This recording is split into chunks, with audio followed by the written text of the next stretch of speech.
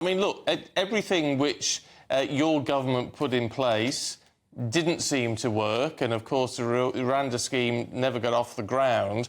So is it time to look at something different and perhaps work more closely with our EU neighbours on this? I think the first thing to say is, and thank you for having me on your show, obviously the priority here, as your viewers will, I'm sure, agree, we obviously want to have a way of deterring people from seeking to cross the English Channel in the first place. That's why we sought to put in place those measures in relation to Rwanda. Obviously, we were blocked first by the courts and then in Parliament, in the House of Lords, and we had to fight a long way to eventually have legislation in place to support the Rwanda scheme. We've held a general election, and the result is very clear. So obviously, now that we have a new government, we do want them to succeed, and I think it's right that Keir Starmer is engaging with his European partners. But, and I think this is the key thing, as you've already alluded to, in any deal with the EU or with other nations, what is the quid pro quo? What will we have to give up as a country in order to get that deal? Now, there's nothing on the table. We all know how complex these things can be, but I think that would be my concern, that there still wouldn't be a core deterrent to stop people from seeking to cross the sea in the first place. Do you have regrets over the Rwanda plan, or do you have regrets over the fact that the Tories couldn't get a grip on illegal migration? Because if you had established that deterrent, whether it be Rwanda or something else, then perhaps the defeat wouldn't have been so great at the general election. Well, I think people were frustrated. I mean, I knocked on hundreds and hundreds of doors in my constituency. People were very frustrated about the small boats issue. Of course, I'm bound to point out numbers did fall by a third last year. There were significant successes, for example, in relation to crossings, individuals from Albania. Lots of positive measures were put in place to address the people smugglers who, we shouldn't forget, are ultimately responsible for this terrible traffic with the huge risk it poses to human life. But I just feel whatever deal is in place, people will cross the channel unless there is something to deter them from doing so. And whatever one thinks of it, and a lot of people didn't agree with it, the idea of processing in a third country, i.e. Rwanda, we believe would have been a deterrent. I do regret the fact we couldn't get that formally in place. Of course, many things stop that from happening. But it has to be said as well that there will presumably be countries attending this summit who are considering that kind of third country processing anyway. We know that the Austrian leader, when he visited, was expressed interest. So I think we were going in the right direction. I think it was the right policy, tough, whatever you think of it. But it's now, Labour is a new government. We want them to succeed. And I hope that when he does engage with his fellow leaders in Europe, that he doesn't give up easily any quid pro quo which will damage this country or force us to take significant numbers of asylum seekers. I think at the end of the day, and your viewers know this, we have to be able to deter them from crossing in the first place. Well, can I ask you about the leadership within your own party? What sort of timing would you like to see on all of this? Because there are big questions about how long you're going to be in this state of limbo at a time when, I mean, no one's put themselves officially forward yet to try and be the leader, try and be the new leader of His Majesty's opposition. 1922 committee hasn't got the rules in place yet, and as a result, I mean, what is the Conservatives' direction? What are your policies? What is your strategy? I mean, you don't even know what you're going to stand for yet until that new leader is in place. I mean, it must be incredibly frustrating. No, I mean, this is inevitable when you've had the sort of election result we've had. And I think that the view of colleagues is to take our time over this. I appreciate that there will be those who would think, well, we want a new leader of the opposition in place. I take the view, and I think most of my colleagues do, that we want to take our time, make sure we make the right decision, that we fully analyse what happened in the election, we engage with the public again, and of course then choose a leader who sets out a positive direction for the party so that we can be a real constructive alternative to Labour. But just to be clear, you say we're in limbo. I mean, we will be conducting our constitutional role as the official opposition.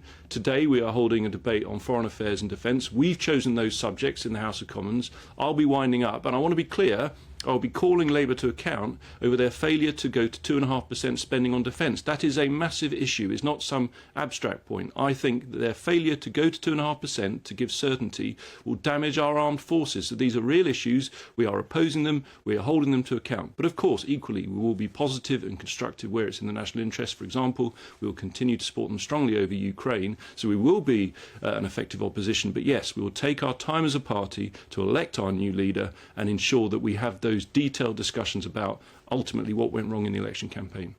To be fair to Sir Keir Starmer, though, he has restated his commitment to get to 2.5% defence spending of GDP, but he hasn't yet set that clear date. It's the timeline that he hasn't specified, but he has said he wants to get to 2.5%. I did want to ask you about this event at the Carlton Club, which is in the papers today. It's been described as a wake for the Tory party. 251 Tory MPs were invited, those that lost their seats. Only 120 of those MPs actually showed up. Reportedly, there were tears, and reportedly, Rishi Sunak apologised 8 times for the scale of the defeat at the general election. What is the mood like in your party at the moment? Well, if you'll forgive me, I wasn't at the event. I'm sure, colleagues who lost their seats, it is a traumatic experience to lose your seat in a general election, I'm sure. But if you'll forgive me, I do think it's fundamentally more important to talk about what you just dismissed quite lightly, this point of not going to 2.5%. Just to be clear, and I was Minister for Defence Procurement before we lost the election, not going to 2.5% and setting a timetable will have an immediate impact on the Ministry of Defence. And I want to give you one key example, if I may. We have given and gifted a lot of munitions to Ukraine. Our stocks were already lower because of the so-called peace dividend. We know that the world has now changed.